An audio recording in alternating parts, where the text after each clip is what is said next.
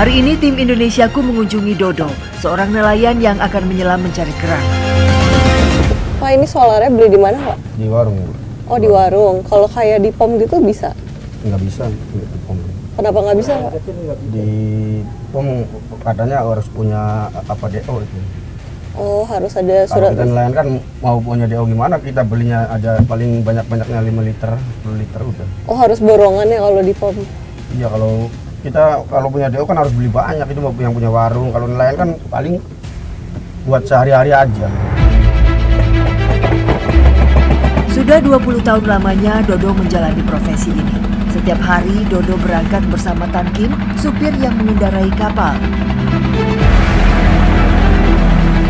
Jadi ini kami sedang dalam perjalanan untuk mengambil kerang hijau, dan ini perjalanan juga cukup jauh ya, mencapai 1 jam, karena untuk yang wilayah yang dekat-dekat itu rata-rata sudah tercemar oleh limbah gitu. Dan untuk mengambil kerang hijau ini kita kali ini pergi ke wilayah Tangerang. Mulai dini hari biasanya Dodo berangkat untuk mengambil kerang hijau. Kadang mereka harus bersiap menghadapi cuaca yang tidak menentu, namun ia harus memberanikan diri agar ada rupiah yang bisa dibawa pulang.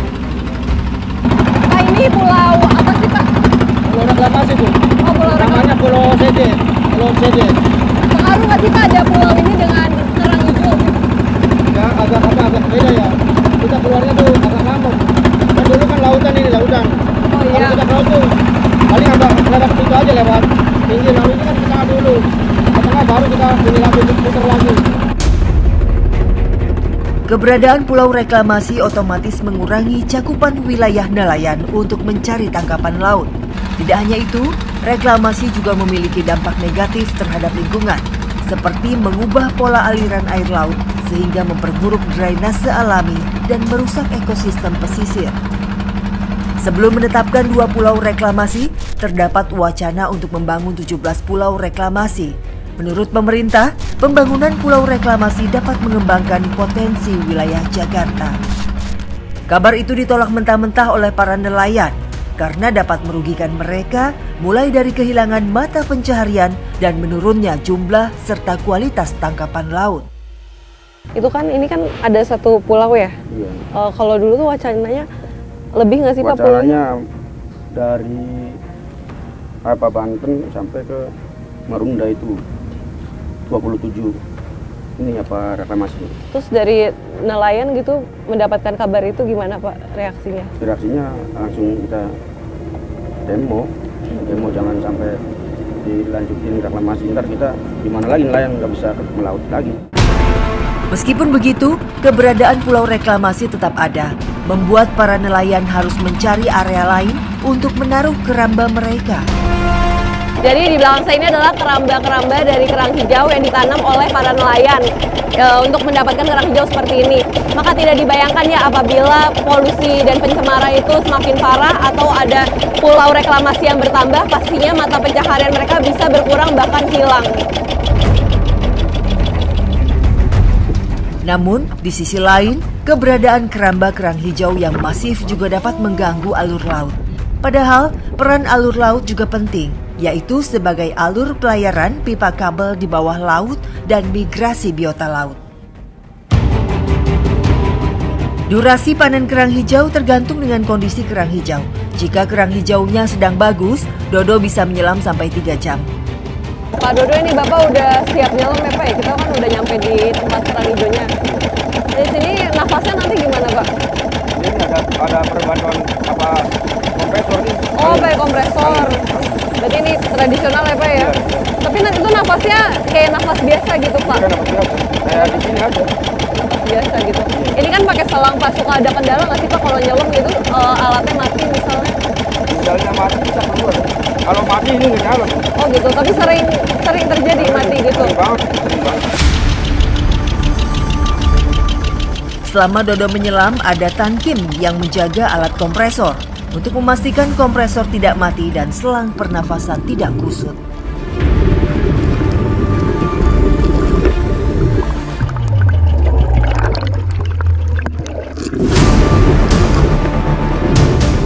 Hanya menggunakan alat sederhana seperti inilah nelayan menyelam mencari kerang di bawah laut. Udara dialirkan dari kompresor melalui selang agar penyelam dapat bernafas di dalam air.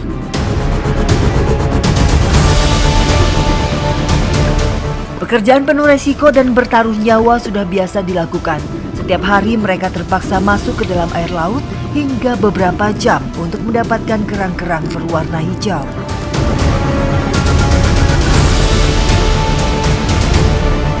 Pak, ini kan nafasnya pakai kompresor ya, itu ngaruh nggak sih Pak ke pernafasan atau ke telinga gitu Pak? Ya kalau kata dokter sih ngaruh, cuman saya tuh Bu udah berapa tahun pakai ini biasa-biasa aja Bu. Gitu. Kalau kata dokter sih ngaruh, kan oksigen masuk ke ini, masuk ke saya pernapasan. Kan kadang-kadang oli masuk ke dalam knalpot tuh, asap-asap masuk ke dalam ke saya. Cuman udah dicek ya biasa-biasa aja Bu. Gitu. Udah lama sih saya, nggak setahun 2 tahun. Kondisi yang baik-baik saja membuat Dodo mengabaikan ancaman kesehatan yang ada. Kementerian Kelautan dan Perikanan sudah melarang praktek metode ini karena cara ini dapat menyebabkan nelayan lumpuh, tuli, bahkan meninggal dunia. Dengan risiko yang besar, hasil tangkapan kerang hijau belum tentu sebanding dengan pertaruhan nyawa. Dodo seringkali merugi akibat hasil panen kerang yang tidak maksimal. Yang saya takutin limbah doang Bu. Limbah, kalau air limbah turun nggak ada yang hidup nih sini nih. Misalnya lokasi limbah dari sini keluar dari sini, lokasi ini udah mati semua kerang, nggak ada yang hidup. Itu yang saya takutkan itu. Udah waktunya panen kena limbah mati semua, itu kerugian gede itu. Ruginya itu sampai berapa Pak? Kalau dinominalkan gitu rupiah? Ya, kalau yang banyak punya ininya mah gede Bu, tapi kita kan punyanya berapa biji, 3 biji. Ya tinggal dijumlah aja. Kalau satu ternak ini ada 100 ember, dikalikan ember 20.000, itu berapa itu? Kerugian itu. Dodo tak hanya sendirian menyelam mencari kerang.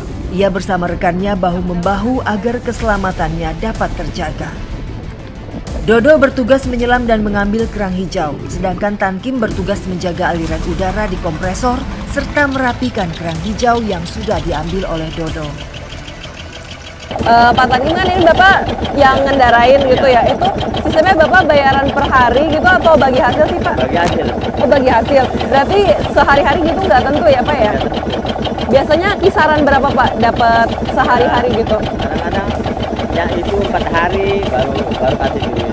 Oh gitu, biasanya sekali upah gitu berapa Pak dapatnya? Itu kadang-kadang gocap Gocap itu berapa hari Pak? sehari. Sehari gocap. Kalau dapat nyari. Setelah panen kerang hijau, walaupun hasilnya tak memuaskan, Dodo memulai perjalanan kembali untuk melanjutkan pengolahan kerang hijau.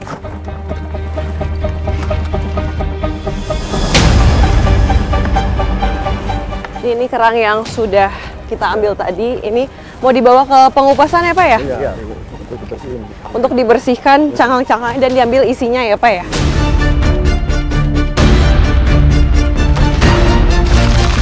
Setelah pulang berlayar, kami pun bertemu dengan Seriti, istri Dodo dengan penuh harap yang menyambut kedatangannya dari melaut. Tak begitu banyak hasil tangkapan hari ini, namun setidaknya ada hasil yang didapat dari melaut. Tangan Seriti pun dengan cekatan mengupas kerang-kerang hijau. Takutlah kalau ada di lautnya ada gelombang ombak gede mak, kan orang-orang udah pada pulang, bapak belum pulang ya, jadi khawatir takut ada apa-apa di laut. Karena kerangnya kan itu carinya susah, jadi anunya tuh siang datangnya tuh karena nyari kerangnya susah. Khawatir nggak biasanya kalau ngeliat? Khawatir lah, ada pengarak ombak gede. Kalau kadang-kadang kan datangnya itu belum berangkat, belum ada pengarak, udah berangkat ada pengarak gelombang gede, jadi khawatir. Hujan gede, gelombang gede. Ibu kalau dari Bapak sehari-hari nyari kerang hijau kayak gini tuh sebenarnya cukup nggak sih Bu buat sehari-hari buat Ibu dan keluarga gitu? Ya, cukup sih, cukup aja. Tep- Buat makan-makan cukup aja. Kalau buat nabung juga.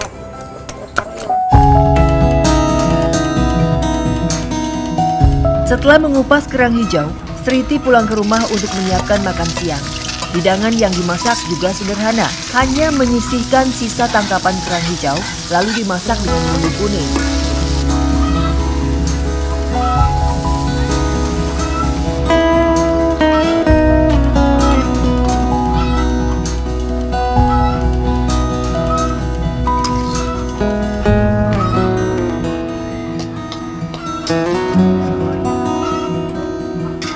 Ini rumah emang dari dulu seperti ini pas sudah tembok gini? Enggak, ini dapat bantuan. Dahulu mah triplek bambu, pakai triplek. Kalau rumah Bapak sendiri panggung nggak dulu? Panggung, saya waktu itu panggung. Oh panggung. Tapi masih kena banjir Pak pas panggung juga? Di bawah mah kena, buat orang ngupas mah kena. Cuman apa teman-teman sekitar mau duduk ini ya saya juga mau. Sebenarnya semuanya tawarin semua. Nggak ada yang kebang pilih, tawarin semua. Yang namanya juga orang ada yang mau, ada yang enggak. Nah ini kan kita makan kerang ya Pak ya, Bapak kan sehari-hari nyari kerang gitu, bosen nggak sih Pak makan kerang lagi gitu? Sebenarnya bosen, cuman ini biar kita menghemat penghasilannya kan kita agak berkurang, jadi kita apa ya, nggak beli itulah, masak aja sendiri ini, biar kita menghemat uang lah.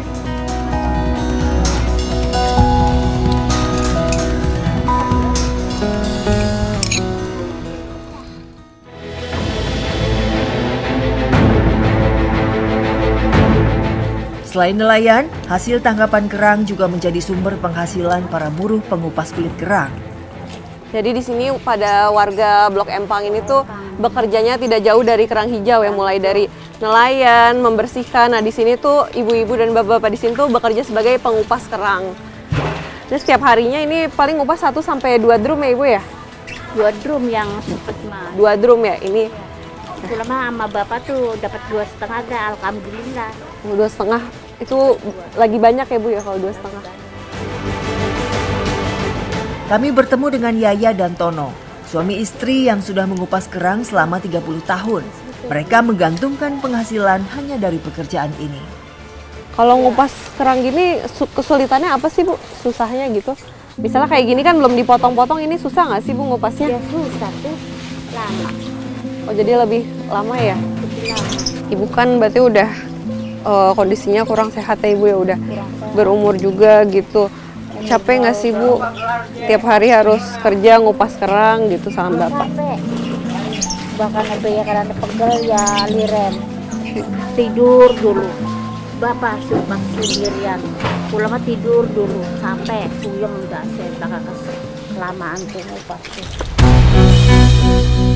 Mau tidak mau, Yaya dan Tono harus bekerja keras untuk mencari nafkah demi membayar kebutuhan hidup. Terkadang Yaya mendapatkan bantuan dari pemerintah berupa uang, namun bantuan itu tidak didapatkan secara rutin.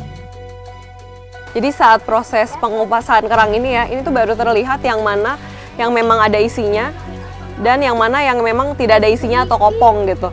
Dan ini tuh kosong juga disebabkan oleh limbah-limbah yang ada di perairan, makanya kerangnya itu mati gitu. Dan itu tuh baru ketahuan setelah direbus dan dikupas, karena pas dibuka ini baru terlihat kalau misalnya isinya tuh sudah tidak ada lagi.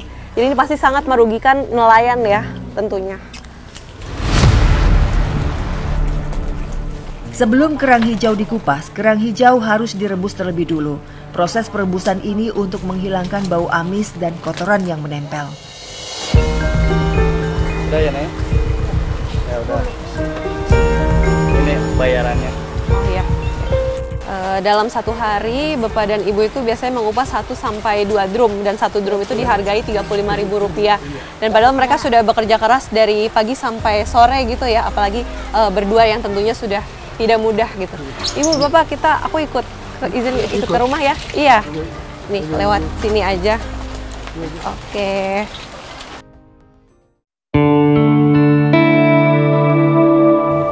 Sudah 5 bulan, Yaya divonis memiliki penyakit jantung, menyebabkan ia tak bisa beraktivitas dalam waktu yang lama. Ketika sedang kambuh, terpaksa Yaya izin pulang dulu.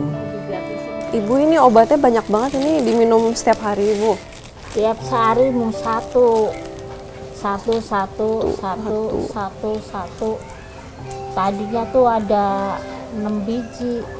Kayak gininya tuh 2 udah habis ya, 1 Udah habis. Ini semua obat apa Bu buat jantung? obat jantung. Katanya dokter tuh. Ibu kalau biasanya lagi nggak megang uang gitu tapi harus ke dokter, biasanya gimana? Ngutang dulu gitu atau ya udah nggak jadi ke dokter gitu Bu? Utang dulu. Utang dulu. Utang dulu kan ada mantri bank tiap hari setor kan. Yang mingguan ada, yang tiap hari setor ada. Dia ilok ngutang 1 kali.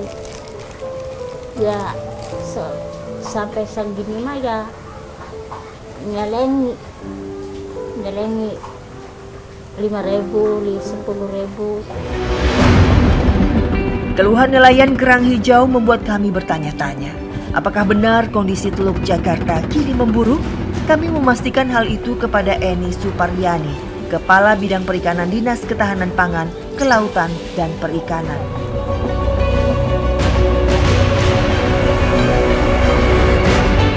Kalau soal pencemaran perairan di Teluk Jakarta, itu sebenarnya ya lebih dari 20 tahun yang lalu itu juga memang sudah terjadi gitu ya, pencemaran di Teluk Jakarta. Karena apa?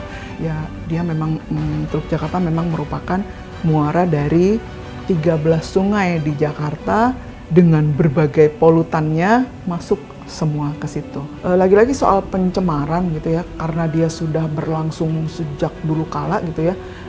Memang kalau sekarang dibilang pencemaran lebih dahsyat lagi gitu ya, mungkin iya gitu ya. Jadi itu mengganggu hasil dari kerang hijau gitu ya. Tapi sebenarnya juga kerang hijau itu hidup sebagai filter feeder, jadi dia menyerap partikel-partikel yang ada di laut, even itu logam berat, kemudian mikroplastik juga di situ gitu ya. Sebenarnya kendala-kendala dari kerang hijau tuh lebih kepada lokasi mungkin kalau sekarang gitu, karena sekarang kan kita banyak sekali pembangunan di sekitar Teluk Jakarta yang dengan tujuan untuk diantaranya mencegah banjir rob, kemudian mengantisipasi land subsidence gitu ya, kita membangun tanggul-tanggul laut di Jakarta gitu ya, di pesisir Teluk Jakarta. Mungkin proses-proses itulah yang agak membuat kerang hijau tuh harus rada menjorok lagi ke laut atau menjauh lagi ke laut gitu ya, yang dirasakan oleh si kerang hijau itu gitu.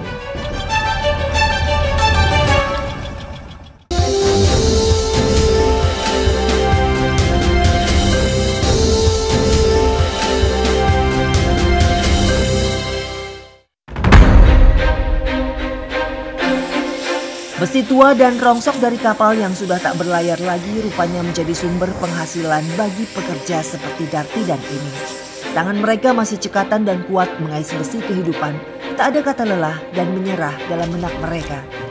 Puluhan tahun mencoba bertahan, hanya tinggal mereka yang tersisa. Masih adakah harapan dari kehadiran besi kapal yang sudah berkarat ini? Bahkan tubuh renta Darti yang dipaksa bekerja pun sudah hampir karam. Namun kegigihan membuat mereka pantang menyerah.